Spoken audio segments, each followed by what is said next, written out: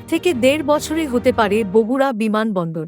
বগুড়া বিমানবন্দর প্রকল্পটি দীর্ঘদিন ধরে অবহেলিত থাকলেও এটি আবার আলোচনায় এসেছে। বিমান বাহিনীর প্রধান air chief marshal Hasan Mahmud খানের সাম্প্রতিক পরিদর্শনের মাধ্যমে জানা যায়, অর্থ বরাদ্দ পেলে এটি ১ থেকে ১.৫ বছরের মধ্যেই অভ্যন্তরীণ বিমান চলাচলের উপযোগী করা সম্ভব। বর্তমানে বগুড়া এয়ারফিল্ডে ৪,৭০০ ফুট দীর্ঘ রানওয়ে, পূর্ণাঙ্গ কন্ট্রোল টাওয়ার এবং টার্মিনাল ভবন রয়েছে। এটি ২০০০ সালে নির্মিত হলেও বাণিজ্যিক ফ্লাইট পরিচালিত হয়নি। ২০০১ সালে এটি বিমান বাহিনীর অধীনে দেওয়া হয় এবং পাইলট প্রশিক্ষণের জন্য ব্যবহৃত হয়ে আসছে। নতুন পরিকল্পনা অনুযায়ী প্রথম ধাপে রানওয়ে রিকারপেটিং এবং এর দৈর্ঘ্য ৬,০০০ ফুটে সম্প্রসারণ করা হবে।